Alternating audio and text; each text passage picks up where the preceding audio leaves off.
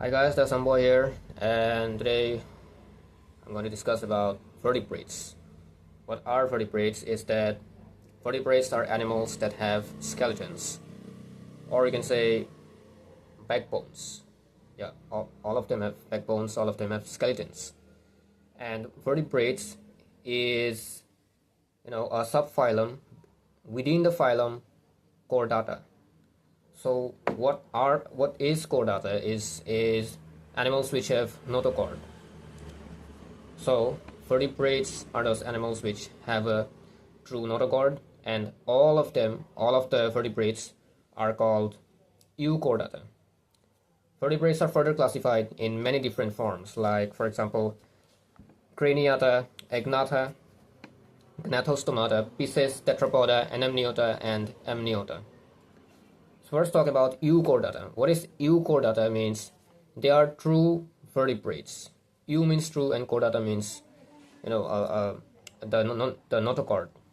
And what is a notochord is it is a cord, it's an embryonic cord that is present inside the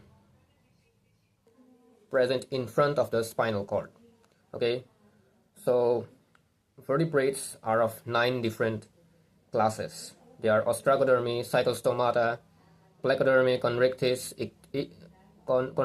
ostictis, amphibia, reptilia, aves, and mammalia.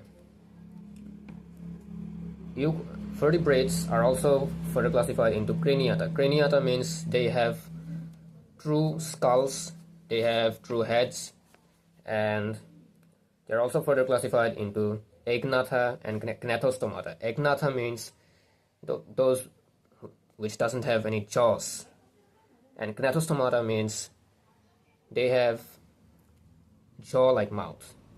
Their mouths are jaws, like both of the jaws are present. And next is pisces. Pisces means they're all fish. They don't have any legs. And tetrapoda means four-legged organisms, four-legged vertebrates. And next is anemniota, which means lower vertebrate, and amniota means higher vertebrates. But anemniota is some animals which lays eggs in water, and amniota are the terrestrial animals that lay eggs on land. So let's discuss about the 9 classes now. 9 classes of vertebrates. Okay, so here are the classes: cyclostomata, conrictis, ostictis, amphibia, reptilia, aves, mammalia. Jaw design: cyclostomata has agnata. They are agnata. Agnata means jawless. They don't have any jaws. And all the other 8 classes, they all have jaws, and they are all from the gnatostomata group division. Endoskeleton: cyclostomata and conrictis have cartilaginous skeleton, like sharks, stingrays, and what else? Dogfish. They all have cartilage instead of bones. And the others, ostictis, amphibia, reptilia, aves, mammalia, they all have bones. Locomotory appendages: cyclostomata, conrictis, and ostictis, they are fishes, so they have fins instead of legs to locomote. And the other groups, the other classes, like amphibia, reptilia, aves, mammalia, they are all tetrapods. They have limbs, they have legs, they have arms to move. Next is respiratory surface. Cyclostomata and conrictis, they have gills, and ostictis, they have primary gills. Primarily, they have gills, but some of them, like the lungfishes, they may have pseudo lungs. They may have, like, I don't know.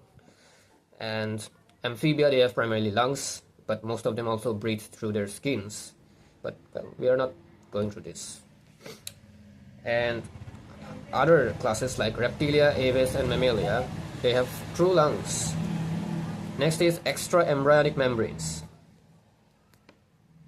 These are cyclostomata, conrictis, ostictis, and amphibia. They are all anemniote. They have yolk sac and chorion. Okay, and next are reptilia, aves, and mammalia. They are amniote. yolk and chorion, allantois and amnion. I'm not even familiar with these terms. Next is body temperature energetics. From cyclostomata to reptilia, they are all ectothermal, which means they are cold-blooded, and which means they cannot even regulate their temperature of their blood. And aves, which means birds, and mammalia, they are endothermal, which means they can regulate the temperature of their blood according to their surroundings, according to the environment. If they are in a hot weather, their blood cools down, and if they are in a cold weather, their blood warms up to regulate their temperature. And most of them also do hibernation and aestivation. Okay, so next is integument glands. Cyclostomata, chondrichthyes, osteichthyes, amphibia, they are glandular. They have mucus secretions. Reptilia and aves, they are aglandular. They don't have any glands. They do have glands, but they don't have mucus glands like secretion glands. Mammalia, they have secondary glandular, oily and watery secretions, like they have sweat. They do sweat. Mammals, they sweat. Next is exoskeleton. Cyclostomes, they are naked. What? Chondrichthyes, they have placoid scales. Like placoid means they're very tiny scales which cannot be observed directly. Osteichthyes, they have dermal scales. Amphibia, they are also naked. Reptilia, they have epidermal scales. Aves, they have feathers and epidermal scales. And mammals, they have hair. So this is the evolution chart that I have. This is the Cambrian period, Ordovician period, Silurian period, Devonian period, and it goes on like this. So this is jawless vertebrates, which means cyclostomes, most probably. Cyclostomes in Cambrian, there were no vertebrates at all. From Ordovician, jawless vertebrates started, and it ended in the Carboniferous period, and then again here in Quaternary period they again flourished. Okay, so next is placoderms. Here in Silurian period it began up to Carboniferous, Permian. In Triassic they ended. Next is cartilaginous fishes like sharks, rays, and all sort of things. So it began from the end of the Silurian period until today. It's the population is just the same. And here bony fishes from Silurian, it began and it gradually increased in number in the Cretaceous period, and then it just increasing.